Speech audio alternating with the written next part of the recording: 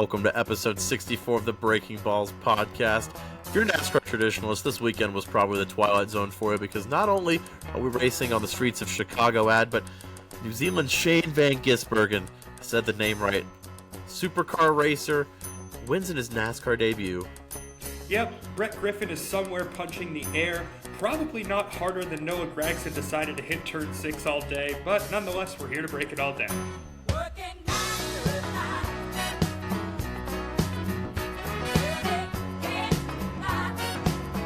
Flags in the air. Boogity, boogity, boogity. Let's go racing, boys. All right, ladies and gentlemen, welcome to episode 64 of the Breaking Balls podcast. There was a lot of things that were on our bingo card for this weekend, but the race winner being from New Zealand simply was not one of them for me, Bob. Shane Van Gisbergen, I was not familiar with your game, son, but today I am. What a run from old SVG. I mean, listen, if you had told me that, the guy from Australian Supercars, the New Zealander, was going to come in and win today in North America, I would have said, great, Scott McLaughlin won an IndyCar today at Ohio. Fantastic. He's won a few races here and there. But no, I mean, the Supercar invasion might be real. I mean, this guy, I think 80 career wins in the Supercar series, 3 titles, back-to-back in the last few years. I mean, he had the hype coming in. This is a guy that, Supercars translates to NASCAR pretty well with the beating and banging and kind of that, more, especially with the next-gen car, more of a, that street car.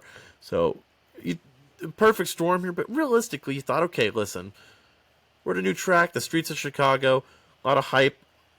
Not going to actually happen. No way. I mean, not only did he do donuts, he got back in the car and did donuts after his interview. I mean, didn't even know. He said on the interview when he crossed the finish line, what do I do now? I don't know what to do. Nobody really knew this was coming. This was unprecedented here.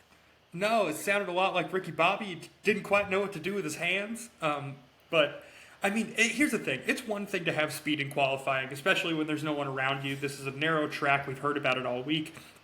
But it wasn't that, he qualified well and was able to keep track position. He fell back in the field a couple different times, and he went from 18 to 3rd like a hot knife through butter on a track that was supposed to be incredibly difficult to pass on. I mean, he just seemed like, with everything that was going on with the weather, he just seemed so comfortable behind the wheel. And for the first time racing in the Cup Series, very first time in a Cup car, that's just massively impressive because there's a lot of guys who have a lot of experience in this car who he just outran. And it's just impressive, Bob. That's all I can say.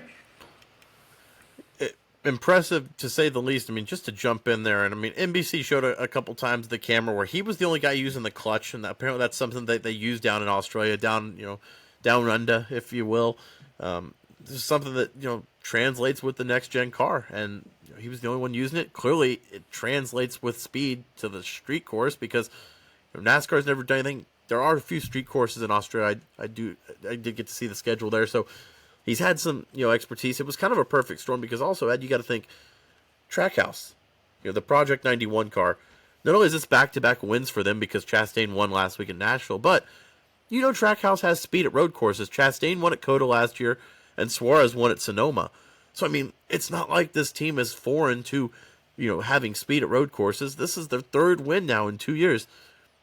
It shows that Trackhouse is a force to be reckoned with when it comes to the road courses, but not only that, they've got a 3rd car that they can throw anyone in there now, and it feels like it's going to be competitive. And that's the thing that, Bob, I think a lot of the conversation is going to shift, in my opinion, to first time the guy's in the car, very first time that he shows up, hops in the seat of a next-gen car, and boom, he's a race winner. I mean, I love it. I think it's good. I think it was cool to get some new blood. Interesting. You always kind of see the road course ringers, but obviously, it's kind of a dated term now because, I mean, like they mentioned in the broadcast, I think the last time a true road course ringer won was at Riverside in 1979. So I don't know. The expectations were so low, and to have him come in and win, I mean, like you said, plus 6,000 odds before qualifying. Is this good? Is this good for NASCAR? Well, Listen, I'll take the positive way here because that's how I want to look at this. I think a rising tide does lift all ships. You can look at, first of all, the reach. You've had 2 countries now watching overseas from NASCAR this race. Not only is this a big deal for the national audience here in America seeing NASCAR in Chicago, but you've got New Zealand and Australia with the supercar following that he's got over there. They're tuning in and watching this race. They want to see their guy compete, and especially after the qualifying performance yesterday, where he's P3. They thought, okay, he's got some speed. Let's see if he can actually do this. You've got all these people tuning in to see it. Not only that, it's great for Project 91. It shows it's a competitive car for Trackhouse.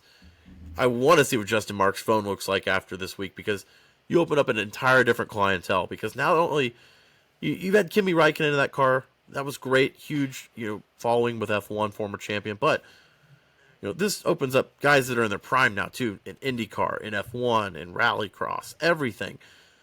I mean, not only do you have a competitive car, you've got a car that's now won. So the standards have been set.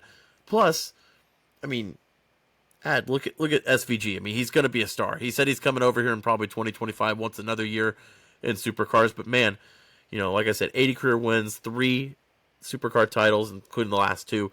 He's kind of like the Kyle Larson. It feels like maybe the Chase Elliott, the Kevin Harvick, where he's the guy over there. So having a guy come over here, it's going to bring a lot of interest to the sport. I'm excited for it. I know maybe short term it might be negative, but man, long term, I think we might have planted a seed here in Chicago, right outside of Grant Park. And no, I'm not talking about Lollapalooza. Bob, I guess we're gonna have to rename I'm gonna have to rename myself. I'm no longer Adam O'Shea. I'm Richard O'Shea because I got to be the dick here. The problem is that NASCAR went on and touted all week about how 70% of the fans for this race are going to be brand new fans. And that's awesome. I think it's great to get people into the sport. But speaking from someone's perspective of who got to go to a race, and I watched Joey Logano win at the Clash. Obviously not a big Joey Logano fan, but there's always going to be that little bit of an attachment, because the very first race I went to, Joey Logano won the race. So every single time that Joey Logano was on the track, that pops into my mind. And yeah, you mentioned that old SVG is going to be coming back in 2025, but for a lot of these fans who were there this week, and they did it, honestly, I got to give credit to the fans of Chicago, because it was raining absolute cats and dogs, and by the end of the race, I mean, not at the beginning, but by the end of the race, every single grandstand was full.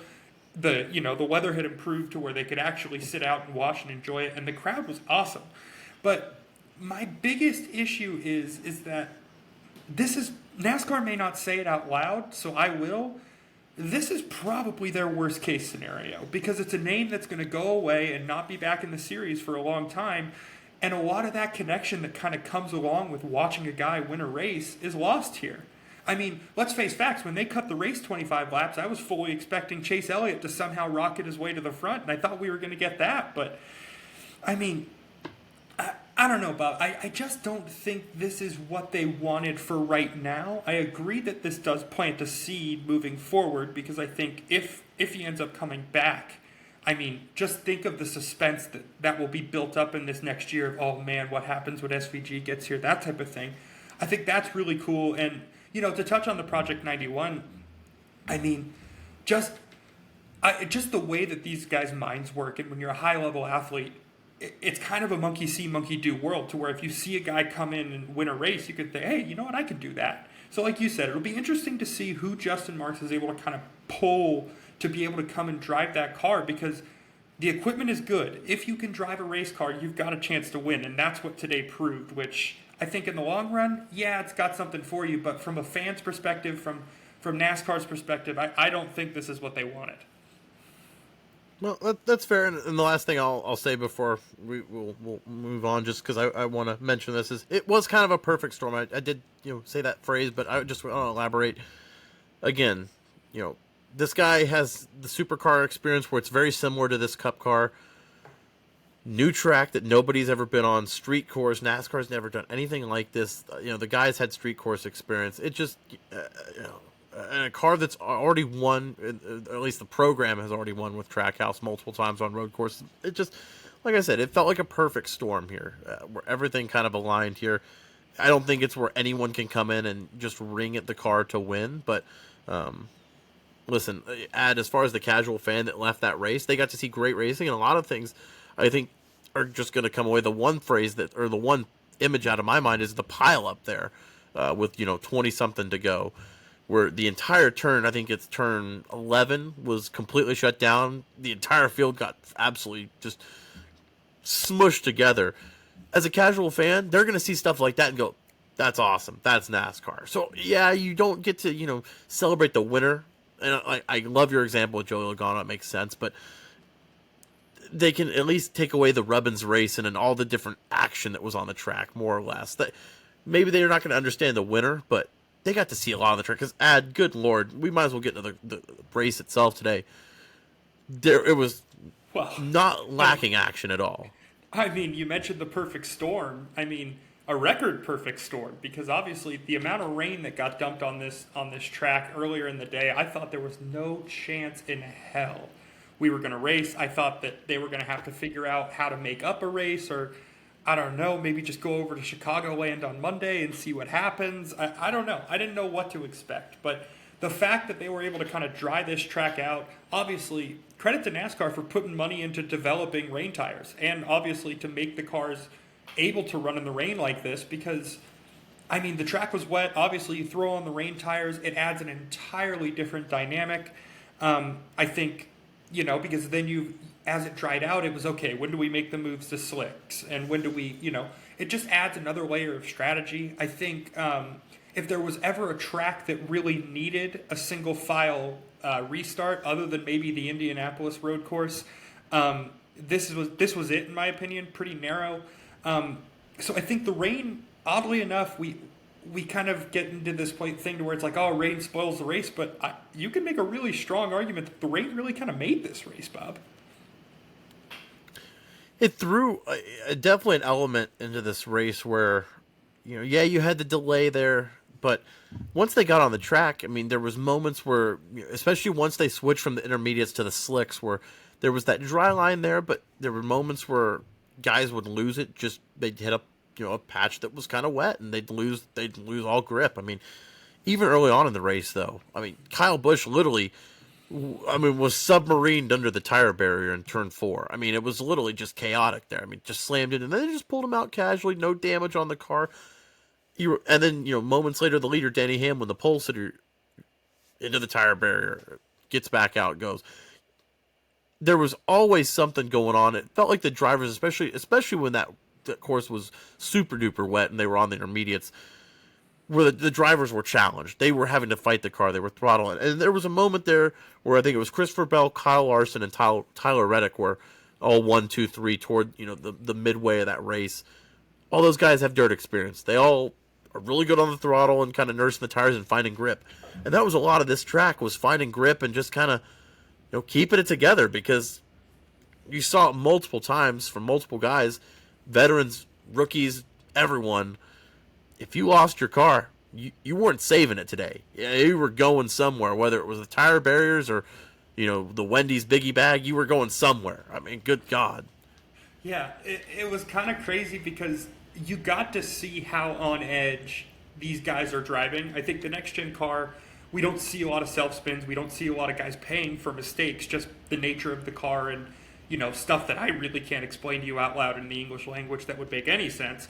But it felt like for what this race was, it was so new for everyone that nobody knew their limits. And we got to see what happens when guys are pushing it. And obviously they're trying to figure out, okay, how fast is too fast, that type of thing. And you don't have a ton of data. You don't have a ton of experience. And like you said, I think it was pretty clear that dirt guys were going to have a little bit more of an advantage just because of the variance of the surfaces on the racetrack. I mean, you're racing on a street course, so you've got concrete, you've got asphalt, you've got all sorts of different surfaces. I mean, hell, you hit a water bottle in the track at some point if you followed Chris Buescher's social media. So there was just so many things that this course had to offer that really challenged a driver.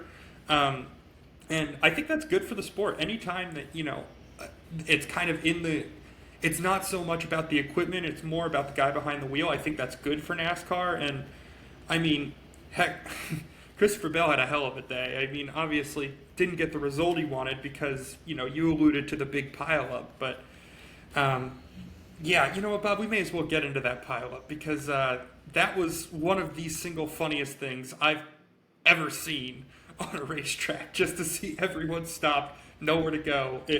Pretty crazy. A few guys leaked out toward the right there. I know Tyler Reddick was one of them. Ty Gibbs, a couple of those guys. But, I mean, Adam, it looked literally like that scene in the Blues Brothers where the police chase happens downtown Chicago. And all the different police cars have come together and wreck. I mean, it literally looked like something out of that. You had a lot of different iconic moments in this race just from, the TV standpoint. I think that one obviously is going to be the one mainstream-wise that everyone kind of looks back and laughs at. But the one that kind of jumps out to me, and obviously we can, I think he was down in the series 03, but the shot of Noah Gragson bringing out the caution where he's into the tire barrier, I think this is the second time of the 3 where he goes into turn 6, I believe it is. And then they go and do the half-screen TV ad, and it's Wendy's. And it's, I don't even remember the phrase, something about Baconator, but it's so on brand, so self-aware. I mean, listen, for a race where McDonald's has had all the sponsorship all over the course, Wendy's got just as much airtime thanks to Noah Gragson, not because of his speed, but because he was literally inside of turn 6's tire wall a good 3% of the race. Yeah, it seemed like every single stage there was going to be, we may not have been stopping for stage breaks during this street course race, but Noah Gragson was going to make sure that we were going to bring out a yellow at every single stage of this race, just in case. I mean, the first time, it wasn't just Noah, it was, both legacy cars, and the only legacy between the two was actually Brad Keselowski's. So, I mean, and then the second time, just to go completely under, and the burnout to try and get out was probably my favorite part, just because it's like, dude, you're stuck. You saw from multiple guys too, and you're like, that was always the sign when you saw the smoke come out from the cars. They're not getting out. They're gonna need the little tow truck pulley. Yeah, it was also very funny because I think it was the second time the good people on the AMR safety crew were kind of like, okay, well maybe we can just like shove this one out, like maybe we could just kind of like get in front of the car and push it, and they quickly realized that was going to be to no avail. But man, death taxes Noah Gragson hitting turn 6 today, Bob. I mean, it was almost guaranteed. Listen, Alex Bowman should be thankful that Noah Gragson took the sting away, because Bowman caused a couple of incidents himself, just self spins and wrecking out there. But no, Noah Gragson, no good, horrible, rotten day. Legacy's season of woes continue, and even that little sandwich with Brad Keselowski, it was just it was so cute there. Yeah. What did you call it there, Ad? What was it? The legacy? It was the legacy Oreo. Sandwich. It was the legacy Oreo.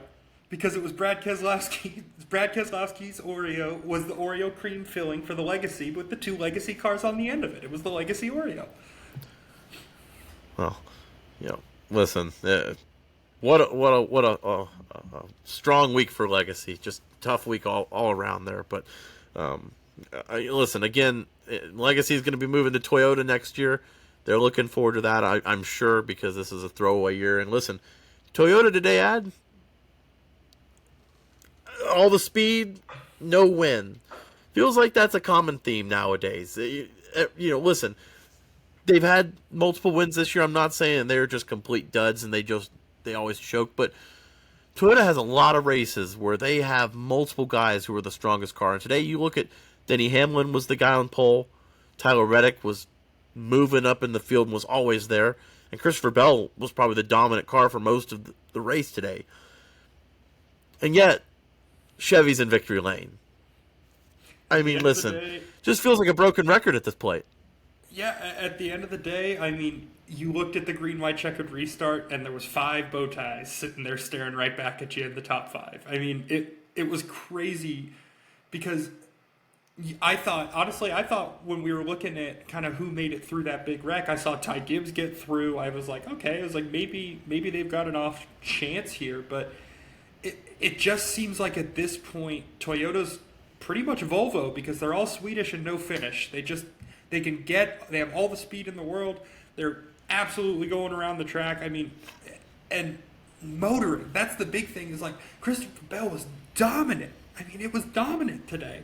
And to get nothing of a result from this, it just stings. I mean, at this point, it's just got to be so frustrating to be in that camp, because it's like, how do we do everything right consistently except finish races? And it's a common theme with Toyota, like I said, but for Christopher Bell even now, he is 0-2, I believe, for daylight shortened races, because you look back at New Hampshire, was it last year or the year before, when Almirola held him off because they shortened it like 7 laps for sunlight.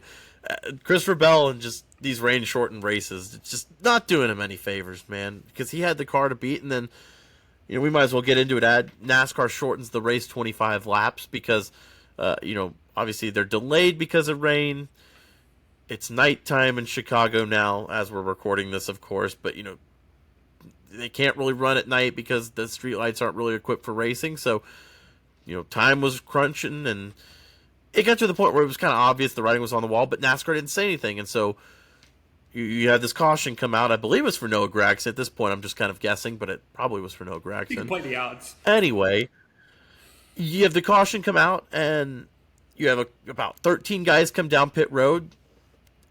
Obviously, Justin Haley, Austin Dillon, among guys, Chase Elliott go to the pits, Joey Logano, Austin Cindric, among others. But anyway, they go in and pit, and then a couple laps later, still under caution, by the way, NASCAR comes on the radio and says, hey, by the way, we are shortening the race 25 laps. So everyone that just pitted, basically, congratulations. You got a free spot at the front. And, obviously everyone comes down.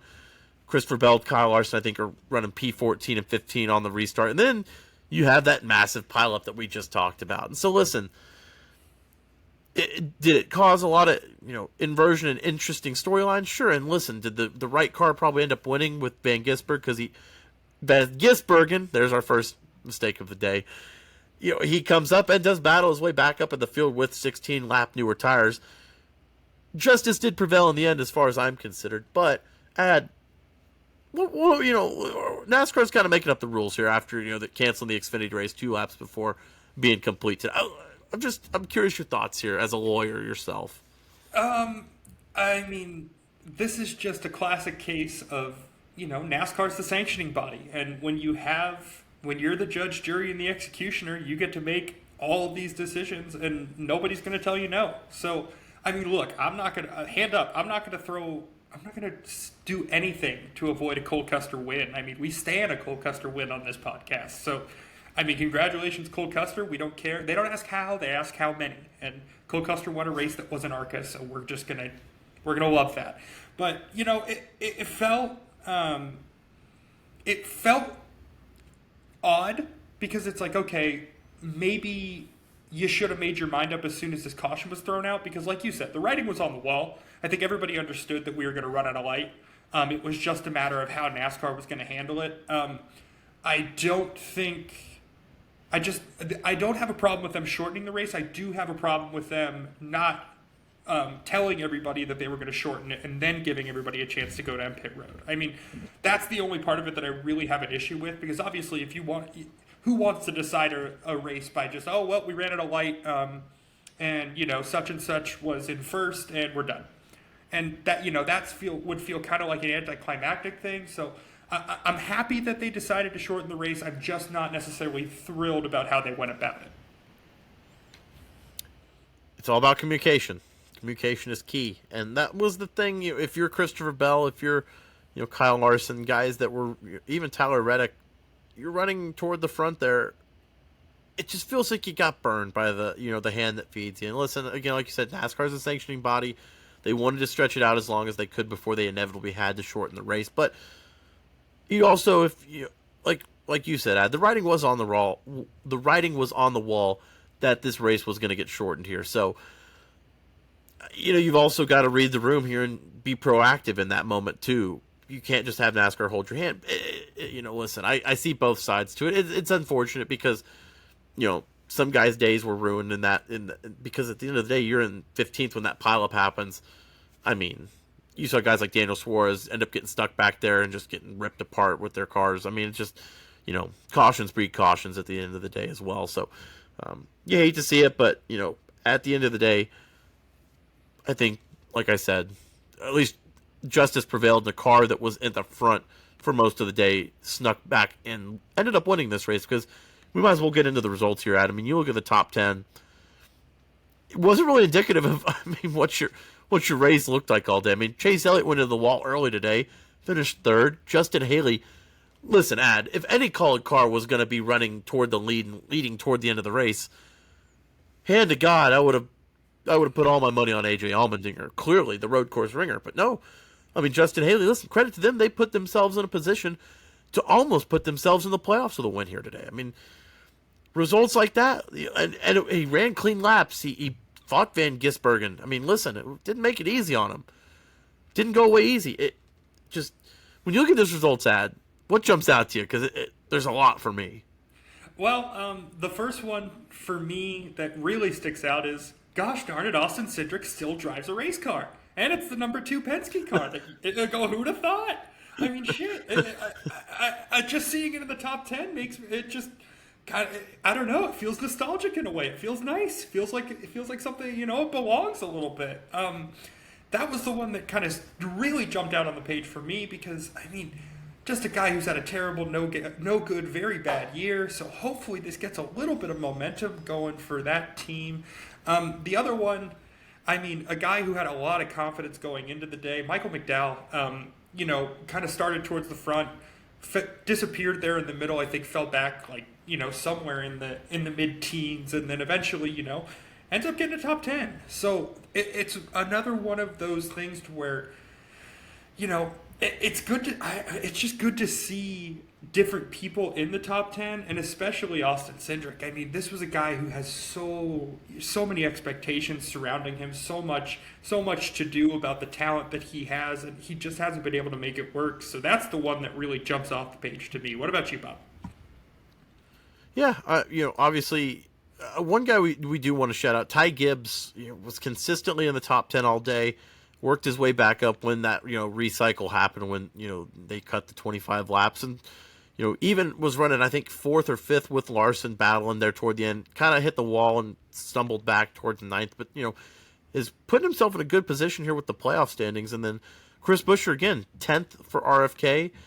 I know the RFK, both those guys, Keselowski and Buescher, were very glad to see Van Gisbergen win, because if Haley or Elliott or any of those guys had snuck their way in, that playoff bubble gets just a little bit tighter there. So nice result for him. And then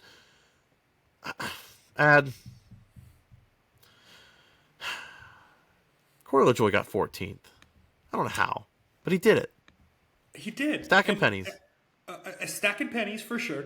I think the thing is that he was comfortably 14th the entire day. It felt like good, bad, ugly, indifferent, Corey LaJoie was going to be running about 14th. And it felt safe. I don't know. I think the one that really surprises me is the guy who finished right in front of him, because he kind of got, lucky with the recycle. But William Byron, man, I mean, talk about a guy who just seems to keep getting results all year. It never, for whatever reason, NBC did a really good job of showing us the playoff picture all day. But if you would have told me at the beginning of the year that of all the people who drive for Hendrick Motorsports, that William Byron was going to have the most wins at this point in the season, I mean, I don't know what I'd have done. I'd have slapped you in your face and called you an idiot. But, I mean, the steps that he's made, just remarkable. Joey Logano finishes 8th. Kyle Busch, after a tough start, kind of getting under the tires, ends up finishing 5th.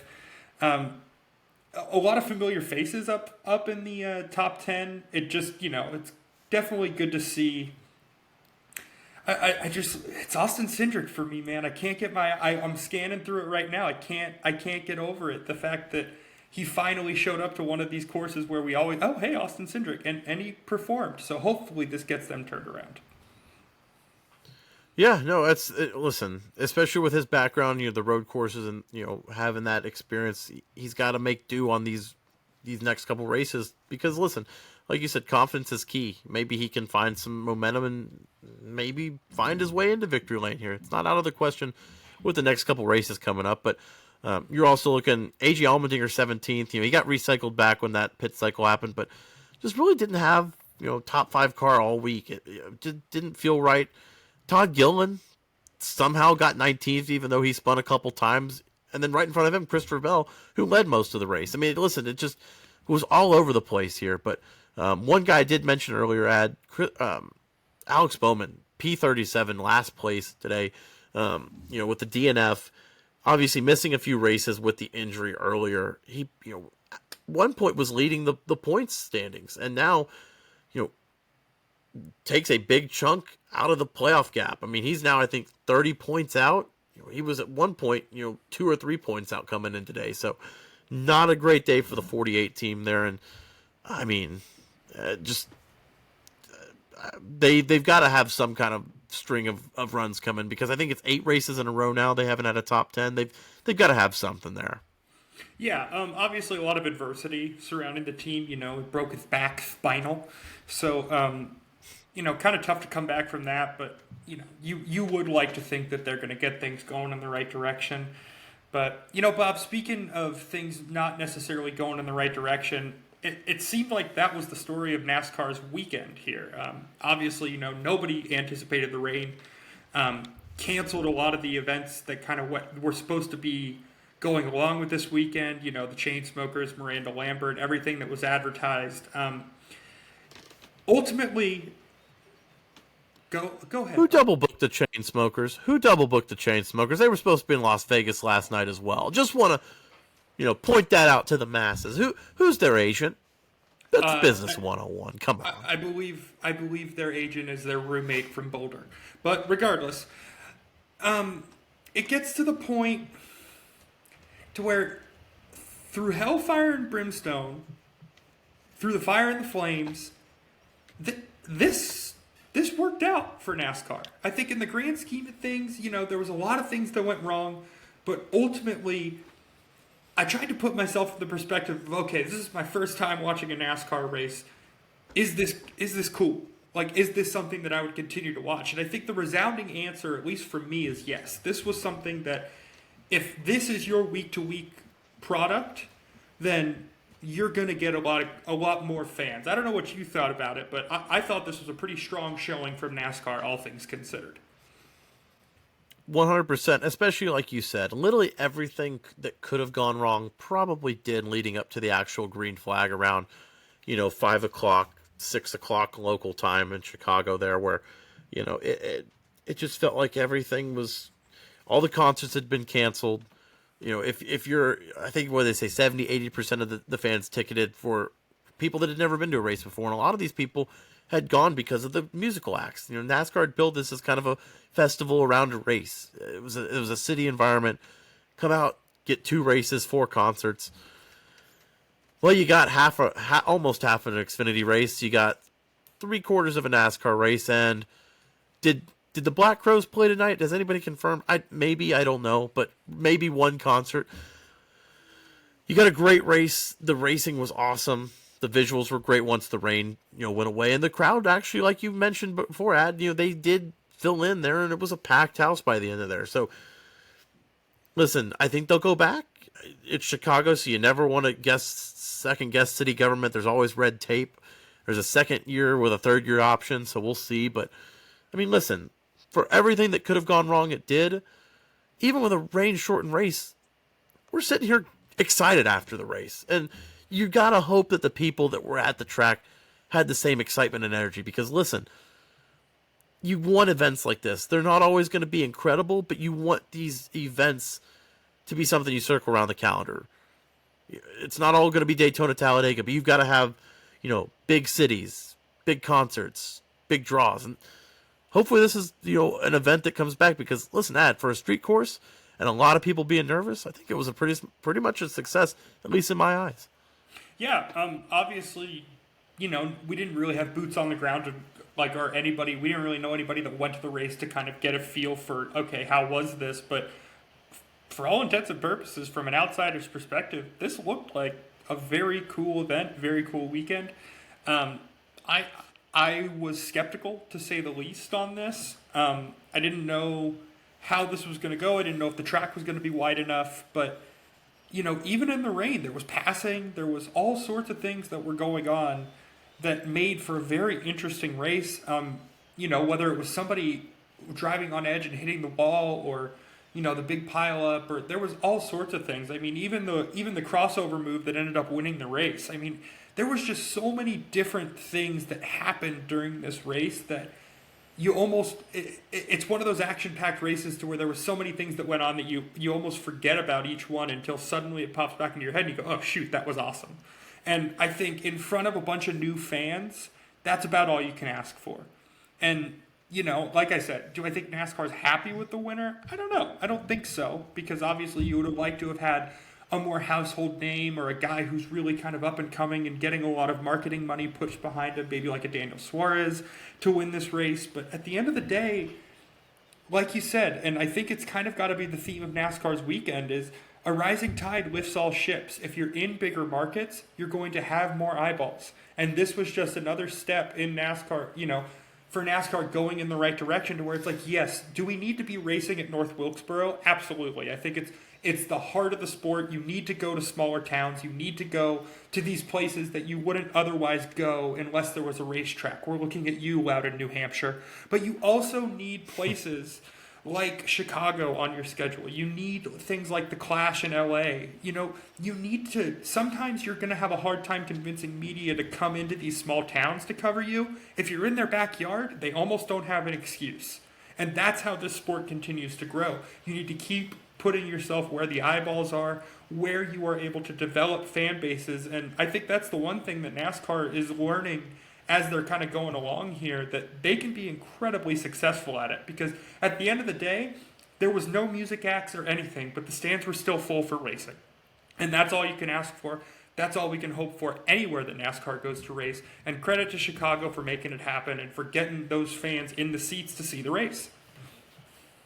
And even the people that maybe not were ticketed, maybe walked by and saw it in the free part, the you can see from the sidewalk, and even the people that just, knew NASCAR was in town, it exposed them to a different audience. And you can blend the past and the future with North Wilkesboro, with places like Chicago, because at the end of the day, this is the third biggest city in the country.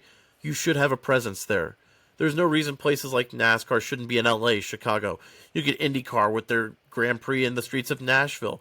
Motorsports should be in these urban areas as well, and blend it, because listen, at the end of the day, your fans are in both places, and you can have these visual events that you're almost forcing these networks to cover, like NBC, because it's a spectacle when NASCAR is downtown in Chicago, when IndyCar is driving over a bridge in Nashville, when NASCAR is literally in the Coliseum in Los Angeles. These are places that you have to see on TV. Even North Wilkesboro, because they're going back to their roots. They're reviving a track. It's a great way for a viewer to have things every week be different, but also must-see TV in their own unique way. And let me say this, Bob, because the one distinct advantage that I think NASCAR has over just about any sport is that regardless of whether or not you're really a racing fan, it felt like every little kid growing up at some point said to themselves, I want to be a race car driver.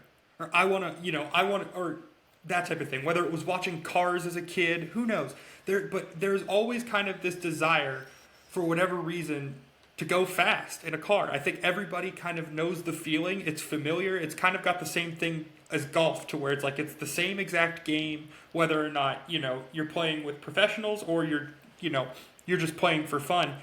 Whether everybody for the most part has driven in a car, ridden in a car, understands how hard it is to kind of go above maybe 80 miles an hour in a car. So just to be able to kind of have that interest, if NASCAR can find a way to make that connection early, I think they've got something. And it's one of these things to where they're just going to have to start going to more markets that they haven't necessarily had a presence in. I think the next big one, in my opinion, is New York. I mean, they go upstate, but imagine a street course through the city. I just think that would be something that would be another type of spectacle that would bring eyeballs to the sport, expand the fan base, and, bring excitement to NASCAR. And you've got media coverage right there to take care of it and make sure they get the word out.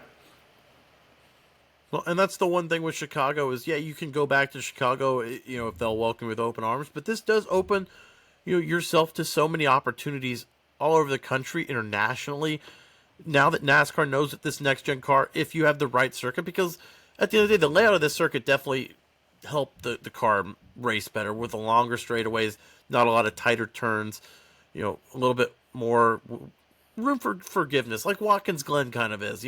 Watkins Glen was a great race last year. You're not seeing those tight street courses like you see in F1 and IndyCar sometimes because those cars are more maneuverable. These cars are tanks in NASCAR at the end of the day, and this course still was friendly to that. So, obviously you've got to have the right layout, but again, you opened yourself up to so many opportunities down the line here, I think, with NASCAR that, the future is endless as far as I'm concerned. But I think at the end of the day, even with all the adversity, I think everyone is leaving with a positive outlook on this, even the ones that maybe were negative going in, because at the end of the day, the racing was pretty darn good. And, the spectacle, the views were great, the sights were great, TV. I'm curious to see the ratings because visually it was great. I'm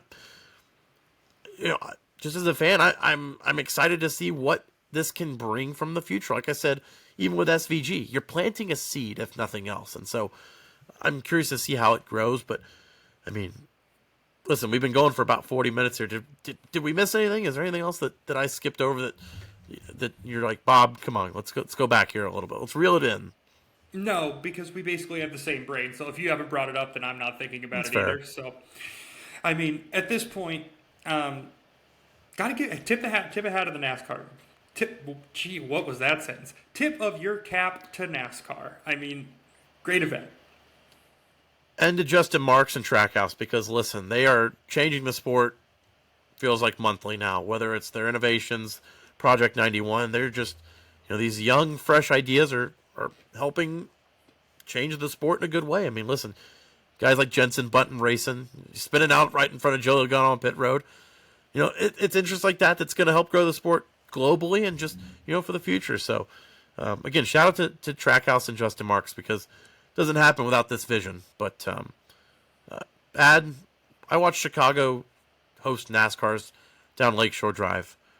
I've got a lot to process, so I'm exhausted. Yeah, this was a lot. I'm going to go sleep now. But before I do, I will say, if you're listening at this point, please like, comment, subscribe, be a friend, tell a friend, share it with whoever the heck you want. We're looking for listeners. And I might as well end it on this. If you're in the Chicago area, especially in the downtown area, somebody go check and see if Noah Gragson has gotten out of turn 6. That's all we ask.